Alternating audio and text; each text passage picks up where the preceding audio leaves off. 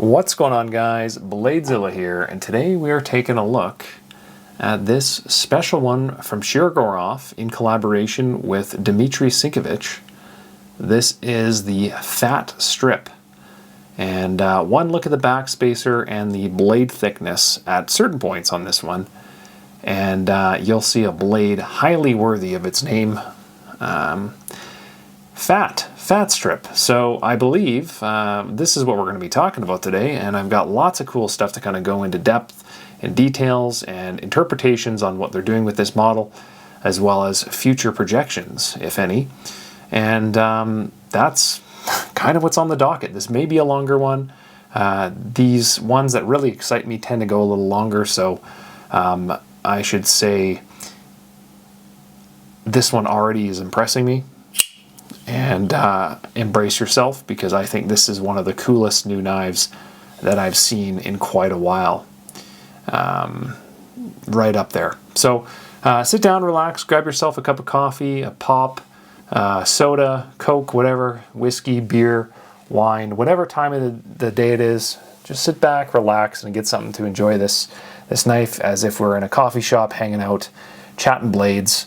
That's what this is all about. As a reminder, check out bladezilla.ca. That's my website where a lot of the cool stuff featured on this channel is available for sale. So just put up some cool limited edition stuff, the Riot, the RJ Martin jeans, trying out the Cobra, seeing how that does on the Penna, lots of Shiros, still have some CCKS, F3 available, some 111 Arams, you name it, CKF as well. Lots of real cool stuff lately kind of flowing out on bladezilla.ca. But that's not what we're talking about. We're talking about this super sick new knife from Shiro. So let's get into it. And remember, this is my first time talking about this knife, and my expectation is I'm probably going to be making all kinds of mistakes, so I apologize in advance. Let's get some measurements, and I'm doing this without a cheat sheet, so hindsight on that one, knowing that I'm probably going to make some mistakes. So 7 7/8 is what I'm kind of measuring here. So just a hair under 8 inches. That's what she said. Blade length looks like right around 3.5. Maybe a bit less on the cutting edge, but looks to be right around that 3.5, probably 3.4-ish type sharpened. Handle length of 4 and maybe 3/8, 4.5, somewhere in that conversation, depending on where your eye is on my tape measure, but somewhere in there. Weight on this bad boy, let's get a scale and let's see what we're coming in at.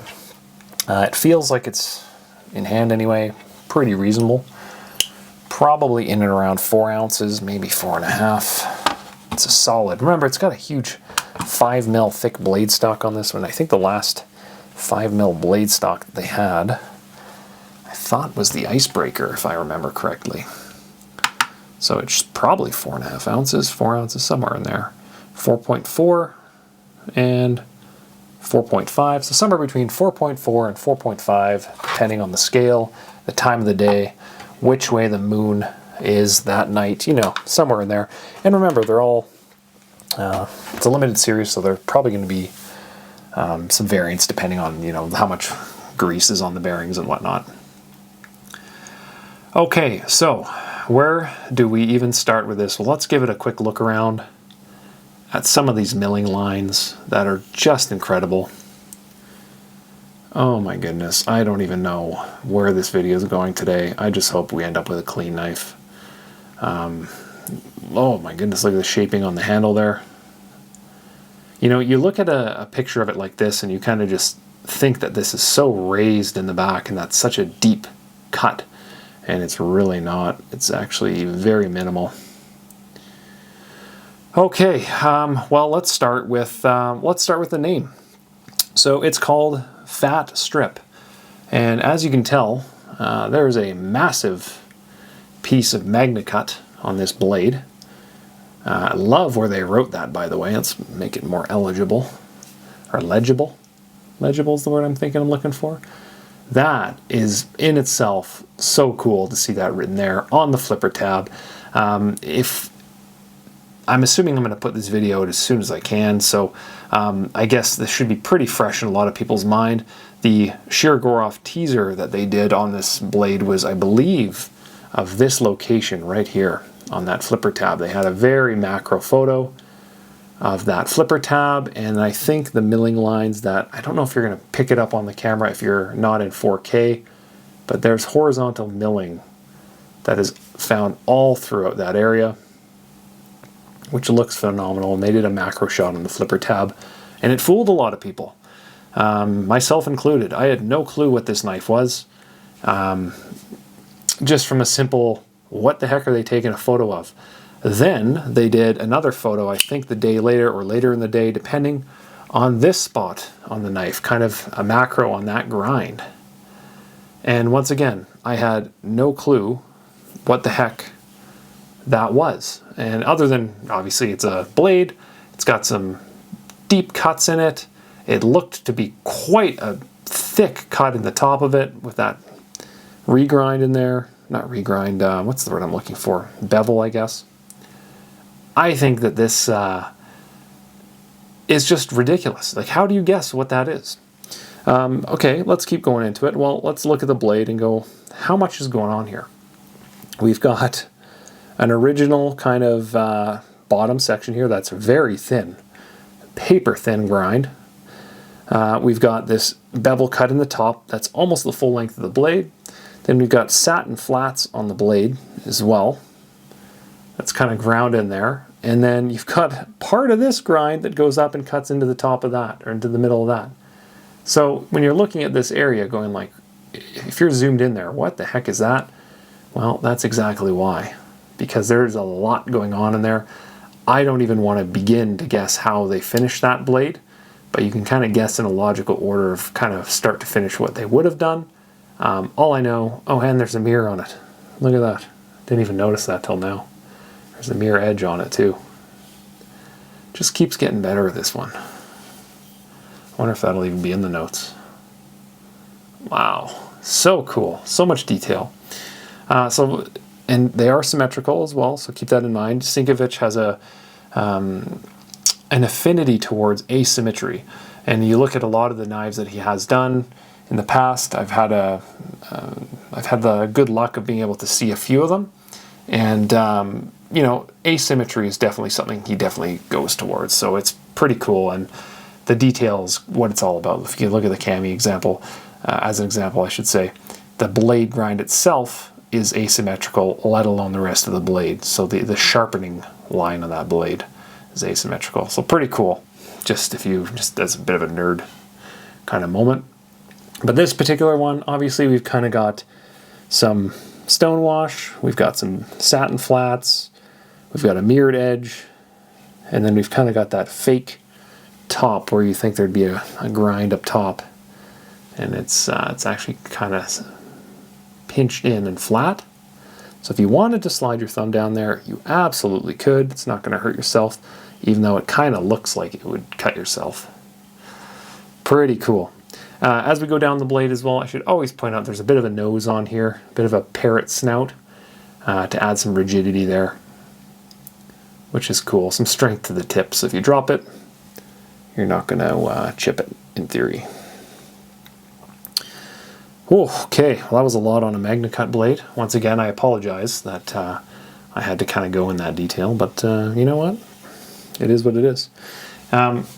The first time I think Recon One or Shirogorov posted like a video in hand of this knife, the first thing that I saw was actually underneath the Backspacer, and how much detail was going on in here. It's an underappreciated area of every knife I find. And for me, just look inside here, guys. Look, underneath the Backspacer, we've got a centering line at the front. We've got a centering line at the back. And we've got huge milled out sections for hardware and pins. Oh, okay, I need to calm down. My heart's fluttering. My hands are shaking. Things are looking good. So we've got all kinds of lines there. Maybe that looks a little better. Maybe I should do that more often, just hold the knife this way. But look at that centering line, just how much is going on here. That doesn't have to be there whatsoever. Look at the pins. I think actually that big one in the bottom, I'm assuming is the lanyard. Yeah, lanyard hole. So that big one right there. We've got another big centering line, and then when you fold this blade down, look at how tight that is. That's what she said. I said it. It's just, you can't make this stuff up. It's just so well done. I love looking at this stuff. And, you know, the ultimate thing for a pocket knife is that, you know what, everybody notices if it's centered. And when they add emphasis to it, that it's like, not only is it centered, but we're going to give it problems if it's not centered. I just think that's so cool.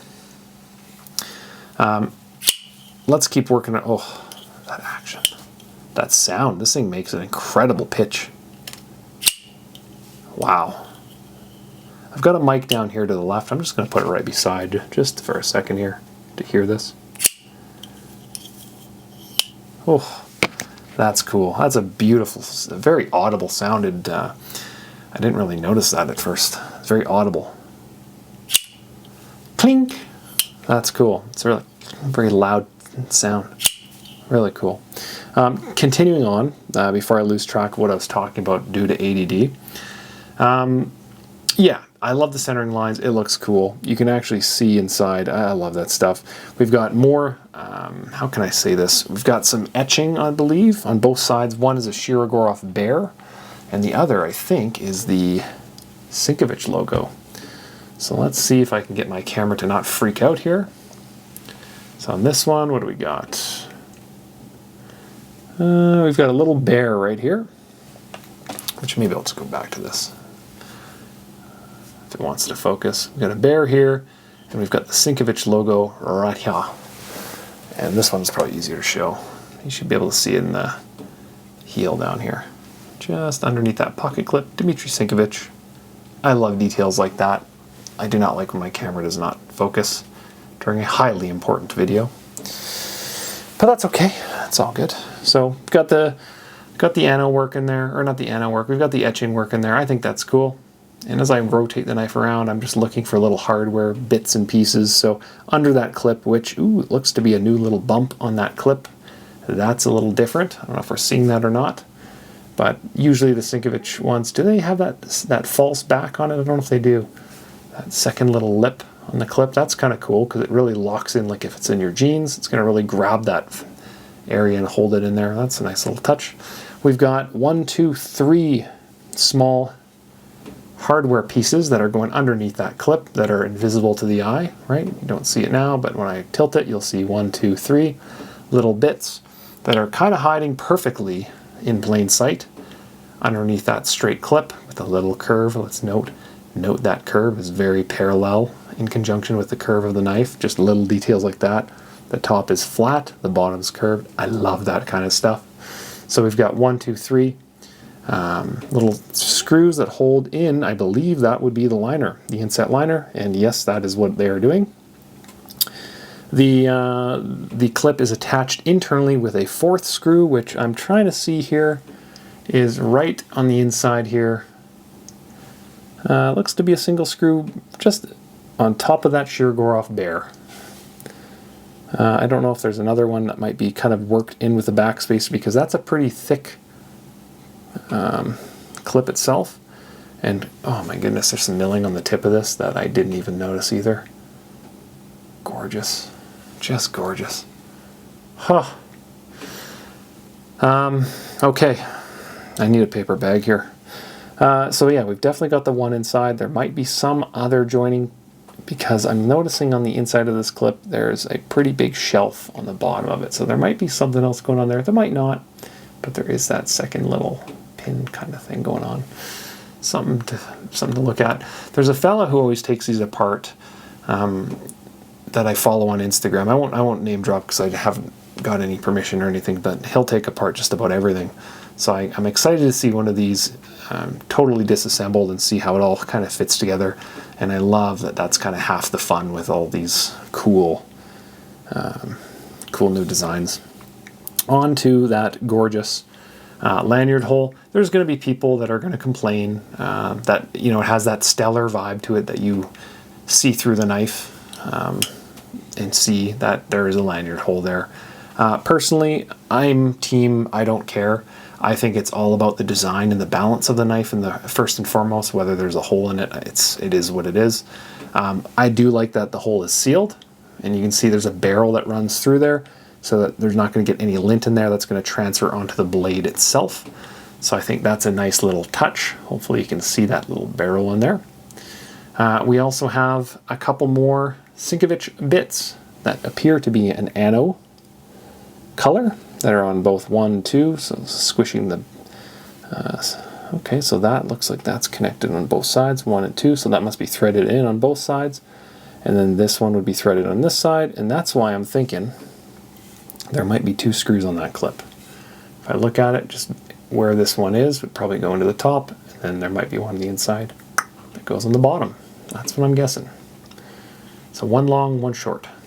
That's logical, right?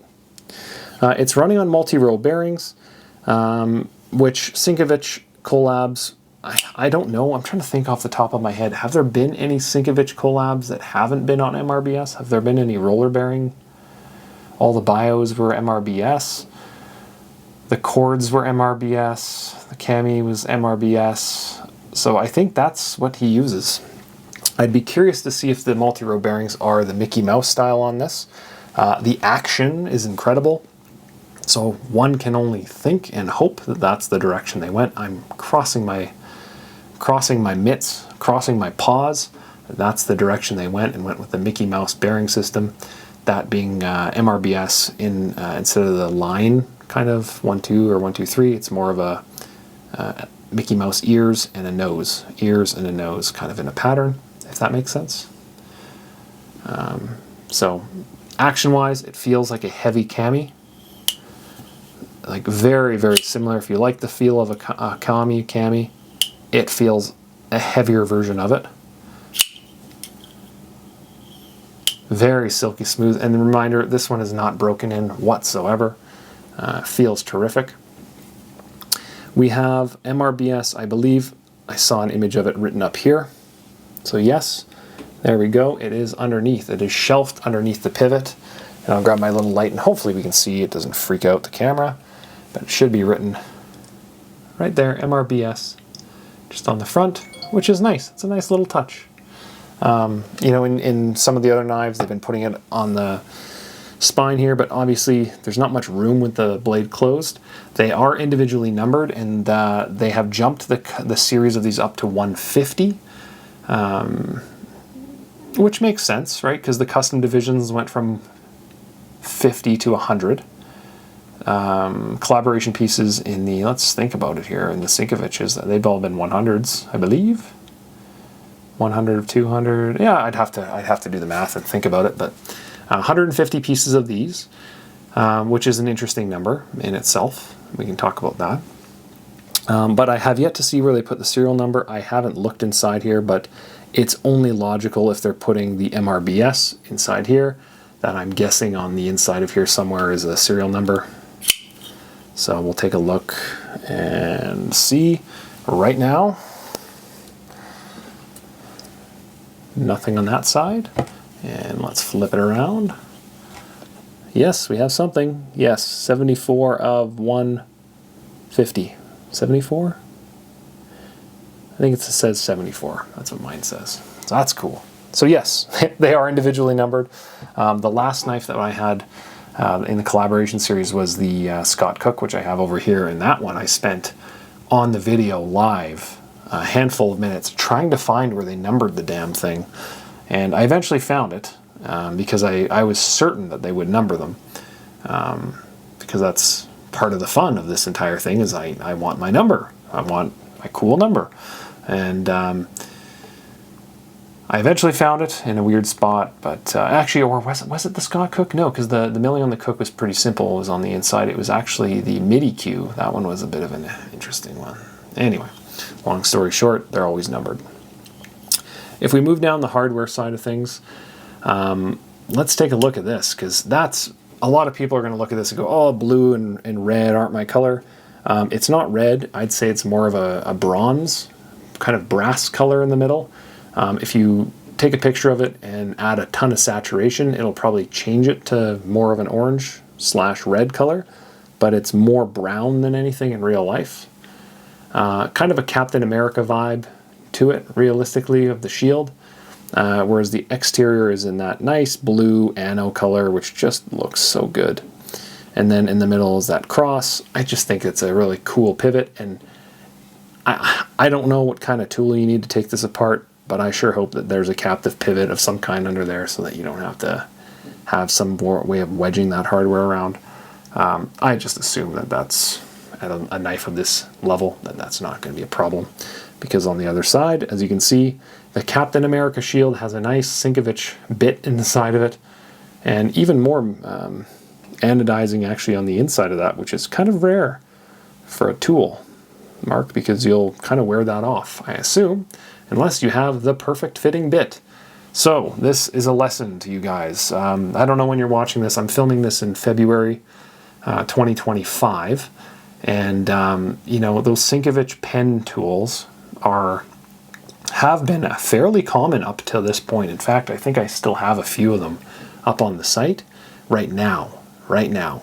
But when a batch like this goes out, where there's 150 knives going out with potentially 150 new customers of the brand, in theory, realistically, it's probably the same 150 people every time, with maybe a handful of new people that win and get a cool new one, and they say, hey, I want to take it apart, I want to build this, and they all scramble to try to find that Sinkevich bit.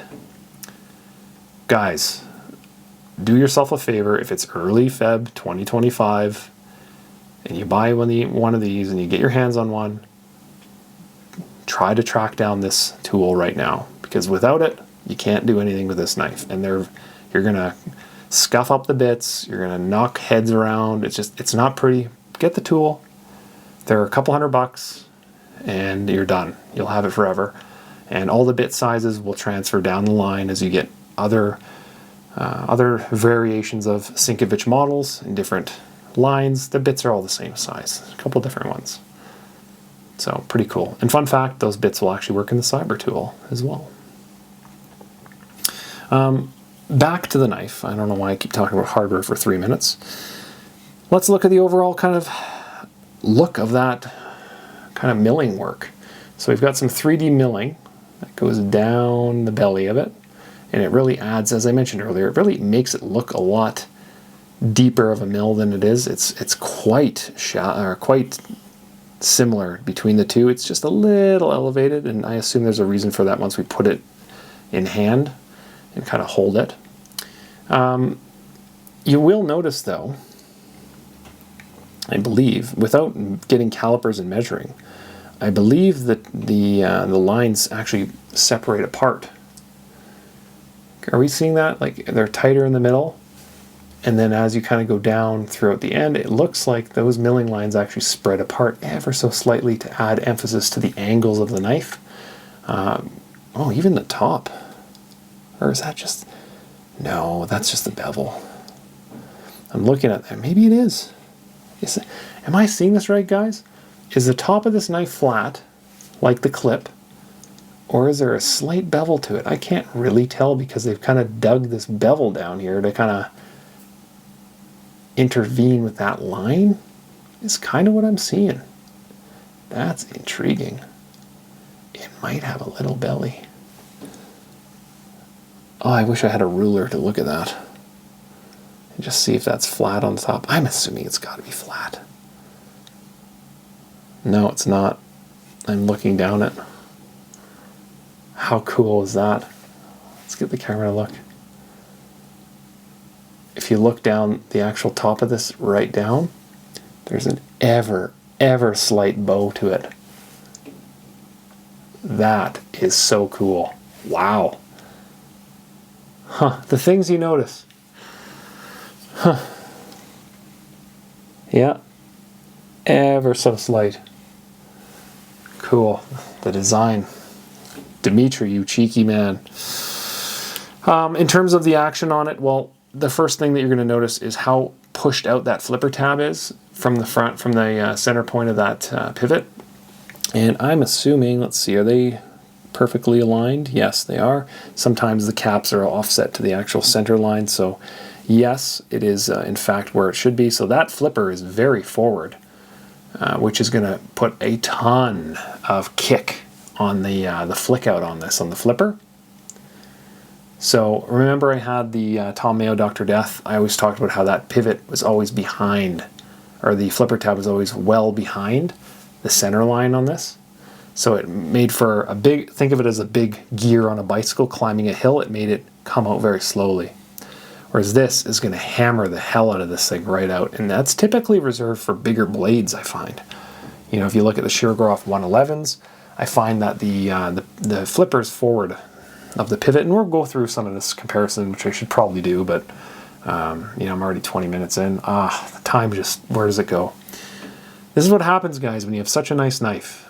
You just, half hour, 20 minutes just goes by so quickly, admiring and seeing it. And this is exactly what I thought would happen. I knew this.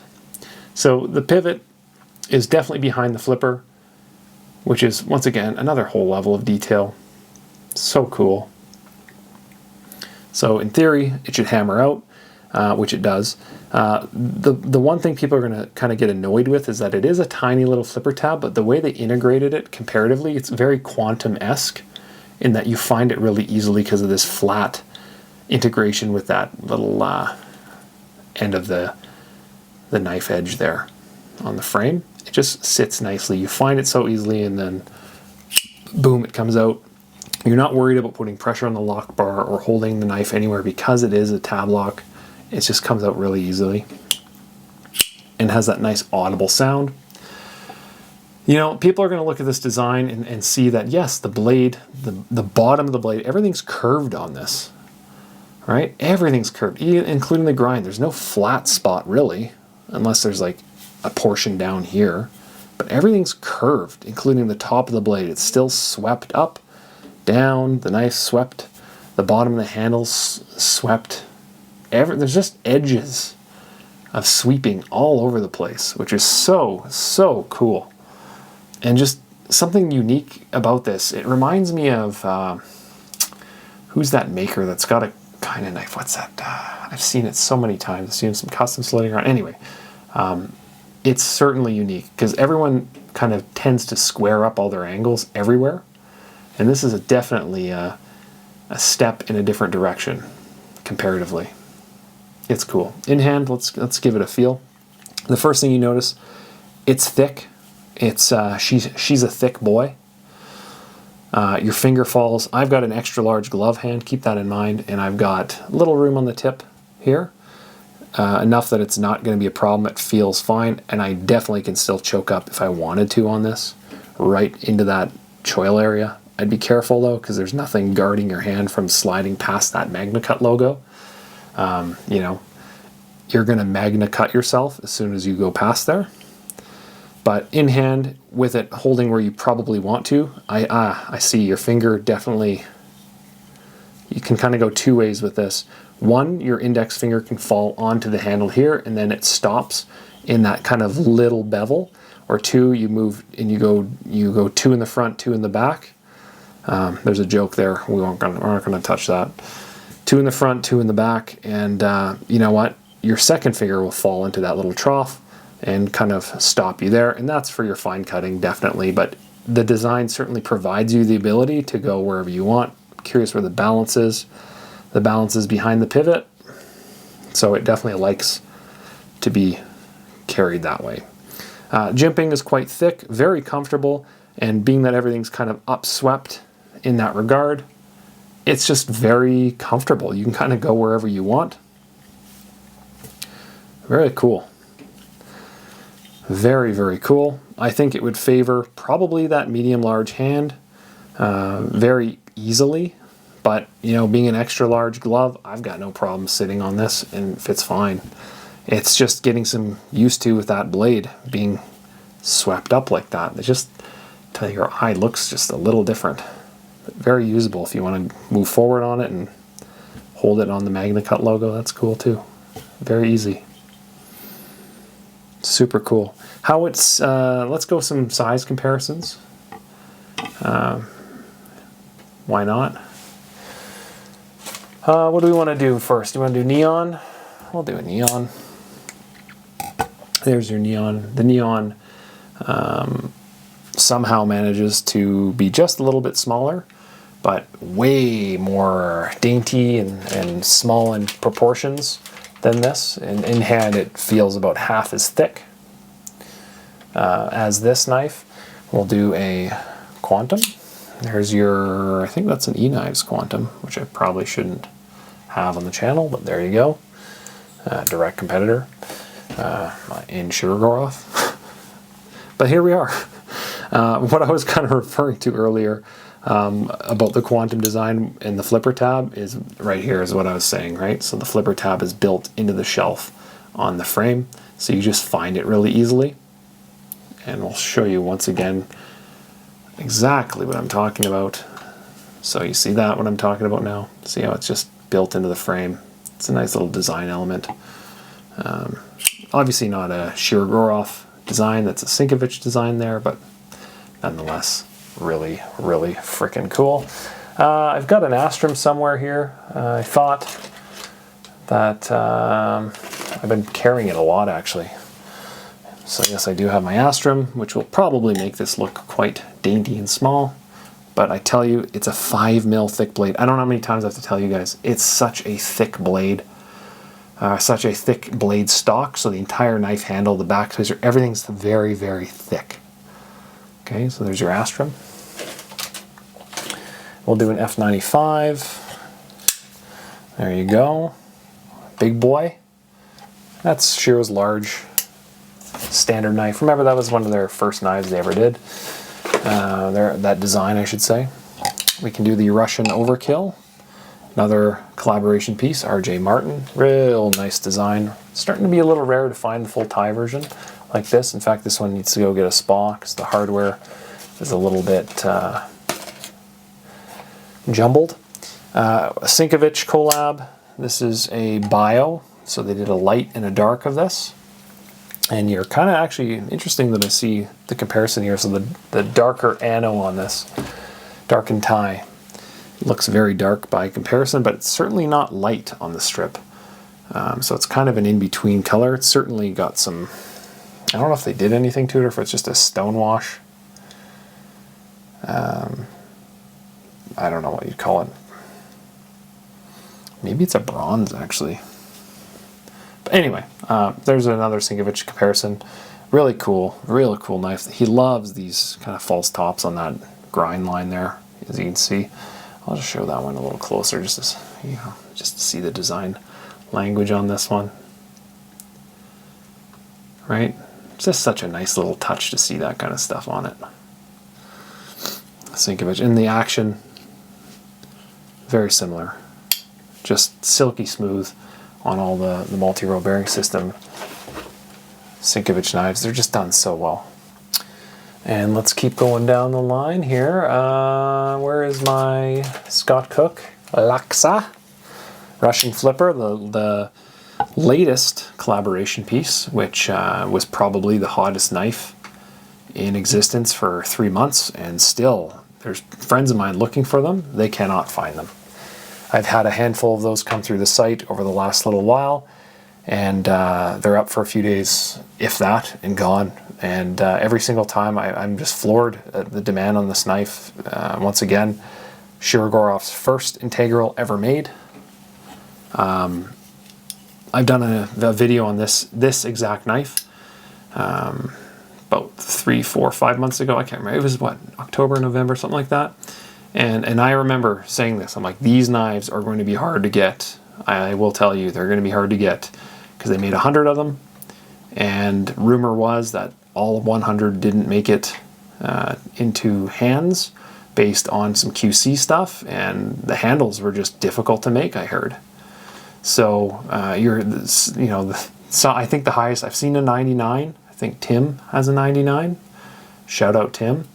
And I've seen very few in the top 10, very, very few. But those are usually lock and key. But I heard that there were some, they were tough knives to make. And it took some time and delays, but absolutely worth it. Super, super cool knife. I did a video just recently on the Scott Cook Laksa proper.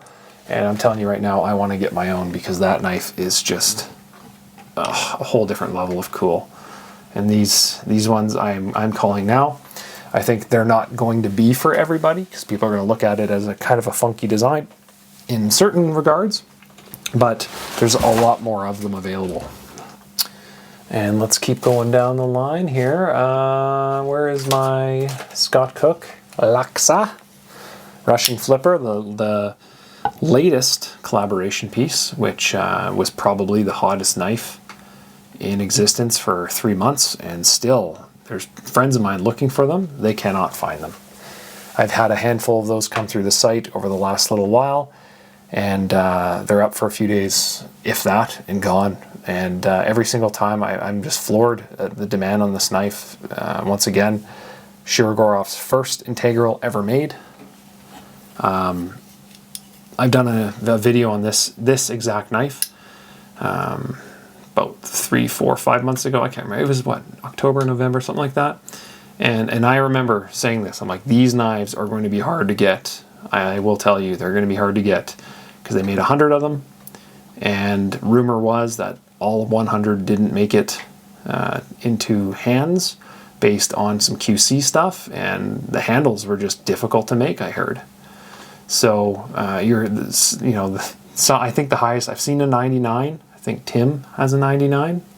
Shout out Tim. And I've seen very few in the top 10. Very, very few. But those are usually lock and key. But I heard that there were some they were tough knives to make. And it took us some time and delays, but absolutely worth it. Super, super cool knife. I did a video just recently on the Scott Cook Laksa proper. And I'm telling you right now, I want to get my own because that knife is just a whole different level of cool. And these ones I'm calling now. I think they're not going to be for everybody because people are going to look at it as a kind of a funky design in certain regards, but there's a lot more of them available. So given that there are a lot more of them available, 150, demand-wise, what am I guessing on this? Well, I think that people are going to want them. The medium-sized knife, like the Kami or the Kami, that one was a little, at first, people were kind of a little like, oh, I don't know about it. And then it took off and went gangbusters and then kind of came back to reality a little bit. And nowadays, they're still harder to find at a good, reasonable price. I would put this above that demand-wise just because it's MagnaCut. And everybody seems to love MagnaCut lately. And Shiro hasn't done a ton with MagnaCut. And then that in conjunction with the fact that it's 5 mils thick on the blade stock is just a unicorn. Like, they don't really do that in a lot of knives. It's a conversation starter based on the fact that you've got, kind of the shield on there that looks super sick. Sinkevich Design, which Shiro doesn't typically do a ton of collaborations regularly with. They're kind of, years apart. So I think these are going to be wildly popular. I really do. But the fact there's 150 means that, they should be not super, super difficult to find, but they did that same approach in the custom division line with the F7 or the CDX. And I think there's 100 of those. And there's, we're 6 months into that, and they're still ridiculously hard to find.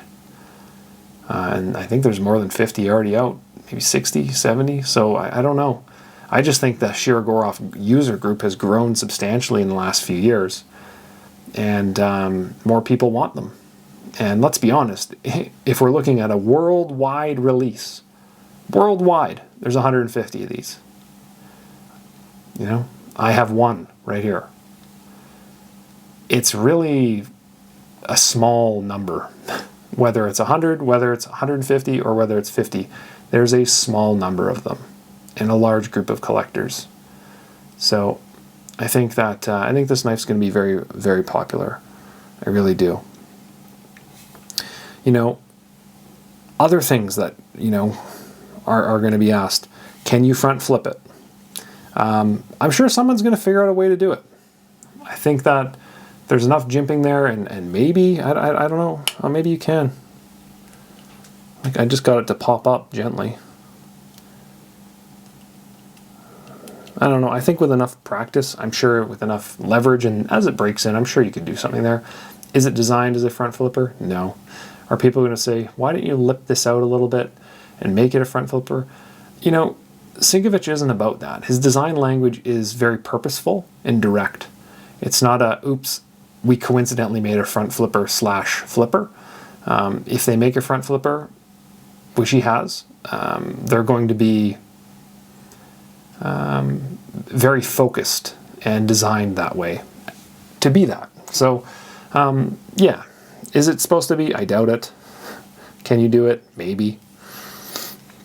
Some people are probably going to say, well, why aren't there studs? There's a big chunk of blade steel here. How come they didn't put a thumb stud? Once again, see point number 1 I just made. If you wanted one there, there'd be one there.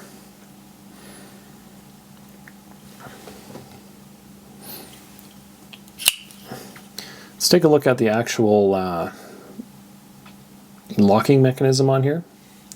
So one thing that I'm noticing now, there's no jimping, no bevel, or no beveling. There's no texture on that locking mechanism, eh? And actually looking at it, there's like a satin polish on the lock bar as well, which looks so good. I didn't even notice that. Looks cool. It is raised, and I always use the Hattie that I have here, that F95 Hattie, and I'll grab that. I've got it here. Why not? I'm probably already half an hour in. If you're watching it, you probably care. I always show this knife just because it's A, beside me, and B, it shows it really well because of the black carbon. So look at the lock bar here, how it's raised above. So when I roll the knife, it's just easily accessible by your thumb, your finger, right? So in Shiro's world, they typically like to do that in a lot of knives, and this knife is no different, although it's not a Shirogorov designer. I just think that's a nice touch that they added that little cutout here, so that when you do have that cutout and it is a wide, chonky boy blade stock, it kind of shortens the distance that your finger kind of perceives that that gap is. So I think that's a nice little touch, that you have that kind of beveled and material taken out there. I love that kind of stuff. And then to add to it, the fact that I can see inside here that it is in fact a satin, like it looks like a hand rubbed satin. I wonder if that's meant to be that way or what. It looks phenomenal. I didn't even talk about all the milling on the inside of the handle scales here, but yes, both sides of them, tons of milling. Well, one side of them. I don't know what's happening underneath that lock bar without removing it, so I can only comment, but I assume there's milling, because look at this side. Oh, big chunky pieces of titanium just gone forever. And you know what, given that it's a 5mm blade stock, the knife, as I mentioned earlier, it's thick. It feels thick in hand. It feels like it would be, you know, a 6-7 ounce knife based on just how thick that blade is. But the fact that it's whatever I said, 4.4, 4.5, mid 4 ounces, it feels like a really nicely designed and well executed thick knife. I think that's so cool. And then the angle and the edge work on that blade, on how to get a 5mm blade down to probably what feels and cuts like a 3.5mm blade, that's pretty cool. Pretty darn cool. I'm still trying to figure out what the color is on this handle, and I've got a window with sunlight on front of it, and I thought at first these were just plain tie, but I'm starting to think there might be a little bit of brass colorways kind of hiding here, like bronze. Ever so slight. Are you seeing what I'm seeing on those edges, on the lines? I'm seeing something. Very, very subtle. Another little thing to point out is as you kind of go around, you can kind of see the pre-distressed look on a lot of the lines. Like right here, for example, there's a little break, a bevel that cuts, and then another here. Yeah, it's a little brass that's kind of poking through. There's got to be something. And same with here. When I saw this, I was like, oh man, it looks like this has been in someone's pocket for a while. Very purposeful. I think that's cool. Very retro. Very retro. The Backspacer itself is humongous, as I said earlier, and reminds me a lot of the Vegas card series. Those Backspacers, if you remember them.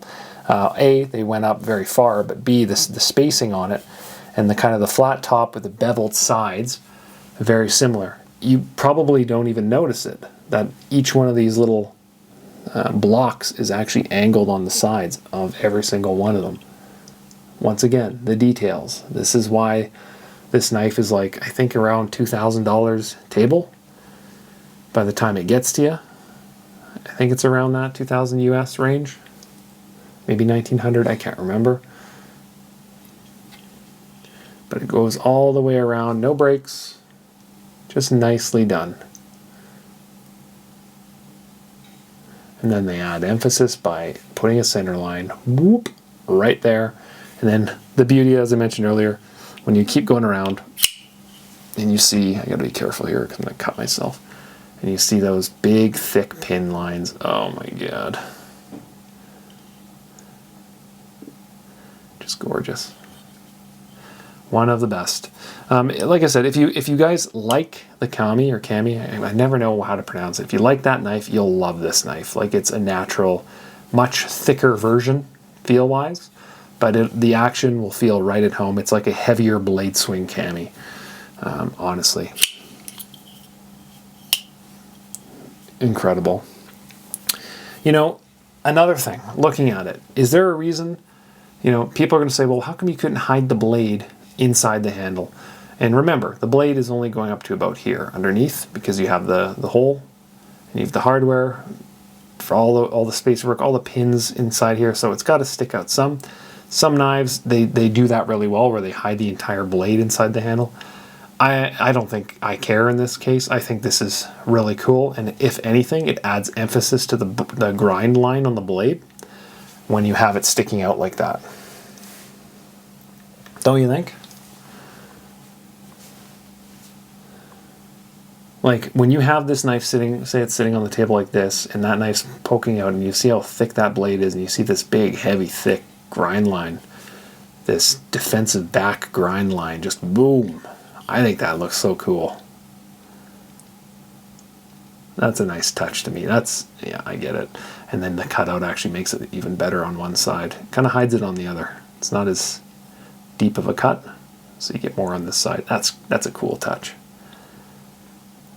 And also, now that I'm looking at it, the same curve, I think I'm seeing the same curve as the texturing. That's cool. What would I change about this? Well, you know, I would probably like, you know, a design like this. Like, why don't they make more? Is that my biggest problem, guys? Is that I wish I had more of them? Like, I wish they wouldn't be so difficult to get. Make me this knife in a plain Jane.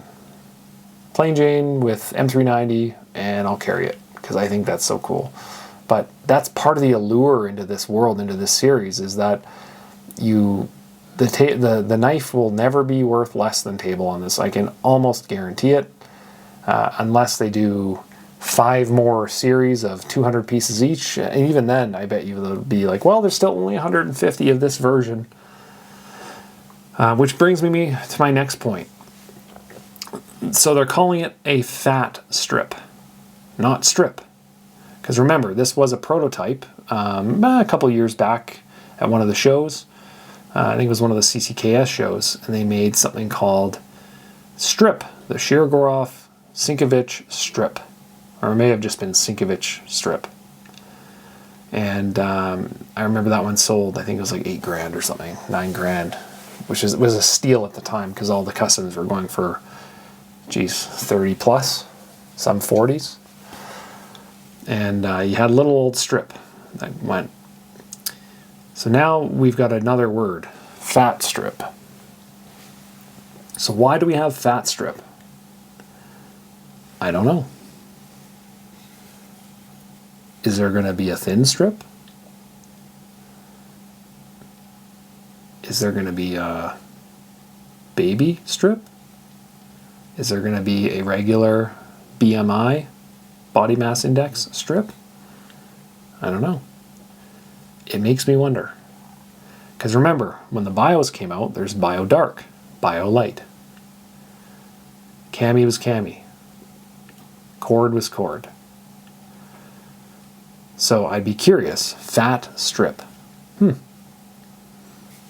don't know what to think of that. I think that whatever this is, a super sick, super well done, full tie, magna cut, 5mm, medium sized pocket knife is enough for most people to say, I want that. And I want that real bad.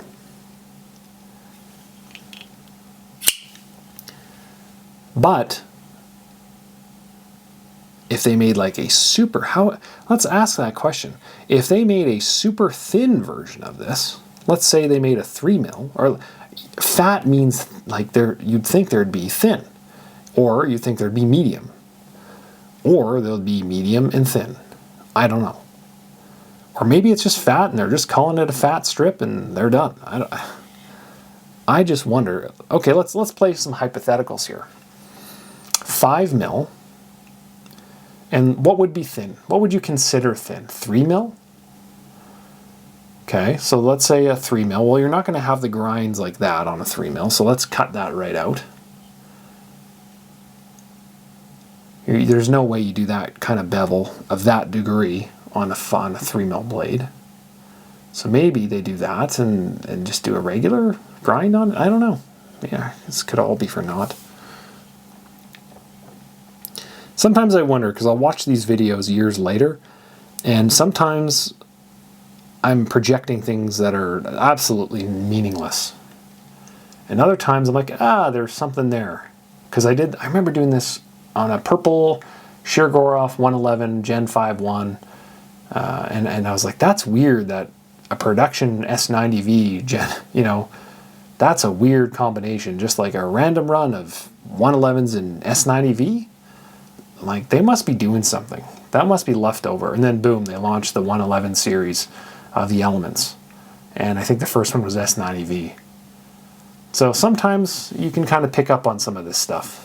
Other times it's meaningless. But, fat strip tells me something. Fat. Why is it fat? Why not just call it strip? Oh, and by the way, I haven't even mentioned this. Is this centering line on the Backspacer not the coolest frickin' thing you've ever seen when this is shot? And you see that blade, just that razor thin part of the Magna Cut blade, just boop, right in the center of that. Is that not the coolest thing ever? Give me more of that. And the question that I would have to ask, when you have these channels for center lines, sometimes that blade will go right down the middle of it, like on the Astrum Custom Divisions. That blade will go right into the middle of that. Right here, it's kind of just getting there. It's close. Why didn't this go in the middle of that? How, and obviously that's not a question for me. From an optic perspective, if that little line was inside this little hole, that would be super sick. And I'm not taking anything away from it because we're looking at such a small little detail that is already so cool. It's one of the first things I noticed on this knife that was so frickin' cool. But if that was inside that, I would lose my mind. I'd be like, what? How did they do that? And there's a reason for that, because if they wanted to, they would. Can't have them all. And the other side that I really haven't even mentioned on this knife, there's zero branding on this. If I put this down on a table, say you take it out and you're using it for whatever reason, because you're crazy, and you use it and you take it out for steak and you put it on the table, people see a pocket knife. This is, in a lot of ways, this is a Rolex-like knife. And if you knew that, you'd yank it. If you put down a watch that doesn't say Rolex, no one cares. If you put down a watch that has Rolex written on it, people see that, they notice that, and they steal it. This is a titanium knife. It's a very expensive, well done, highly detailed titanium knife with MagnaCut in 5mm with a flipper tab that's super forward, like a shield to the Captain America shield, with a super sick bevel. And that bevel just hides in plain sight. With a stainless steel, I think, tab lock. It's got to be stainless or steel or something to get that kind of finish. Zero branding on this whatsoever until you start looking on the inside of it, and then you see Sinkevich Design. You see a Shiro bear. It's not on the heel. There's no Shiro bear. There's no Sinkevich Design. There's no MagnaCut on the blade. I just think that's so cool. You know, it's you're buying a knife that is worth every penny and more of the price tag, yet you put it on a table, nobody would ever know what brand it is. And that, to me, is one of the coolest parts of this knife. So cool. All right, well, I think I've talked about every little detail that I can. I've gone through the knife. I can't think of anything. I've talked about how it's got that super sick grind, the mirrored edge, the audible opening action, super smooth multi-row bearings, which is written on the inside of there.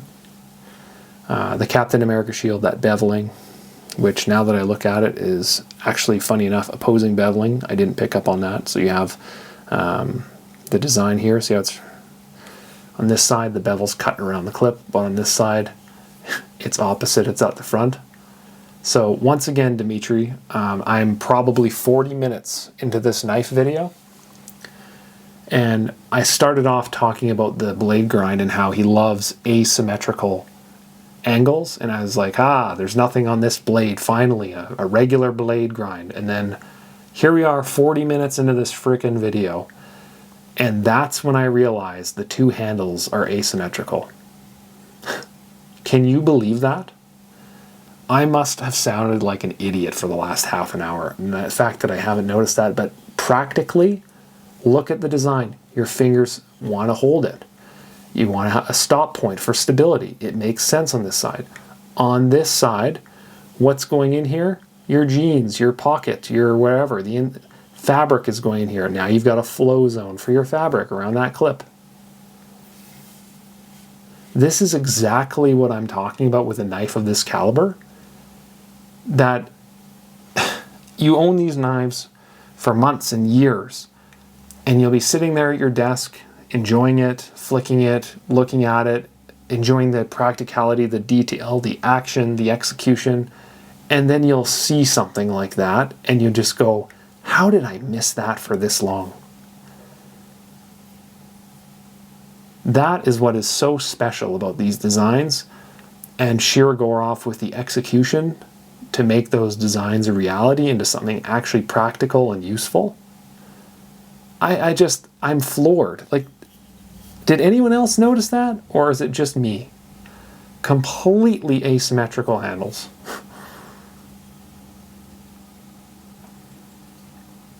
Wow. Owen Wilson, wow, right there. Wow. Okay, well, that, I think, is going to do it for me on the day. I think I need to probably recharge some camera batteries, recharge my mind, because what else am I going to notice on this knife? I don't know. There's just so much to talk about, and I feel like when a knife is done at a level like this, it's something that any other pocket knife doesn't give you that this does, is that level of detail and execution and design and tolerance that you just continuously pick up on these types of things. What else am I missing? Please. I'm not asking to be roasted. I'm not asking to be flamed. I genuinely love when people say, hey, did you notice this? And I have this in the case beside me, and I notice it. And I go, wow, great call. Sick. Like, I love that kind of stuff. But you got me, Sinkevich, you got me, because I didn't notice that. And I love that kind of stuff. So who knows what other details are hiding in here? Who knows what other surprises are going to be coming for me down the road on this knife. Personally, this one is going in my case. I'm not going to be moving this one. Number, what did I say, 70 something, 74, I can't remember. I did see it at one point, 74, number 74, that's mine. Super cool, just like 52 on the Russian flipping, what's it called, Russian Laksa, flipping Laksa. I think that I'm building myself some cool ones lately, and it's so interesting how back-to-back collaborations are. I need to have one of these. You know me, you know what I like. You know I like my plain Jane ties with funky execution, with a little pizzazz, a little spunk. And what is this? Exactly that. Little pizzazz in the hardware, little color here and there, super cool grinds on materials that are just so cool and everlasting. Patterns that take you 45 minutes to realize are different on both sides of the knife, like an absolute idiot.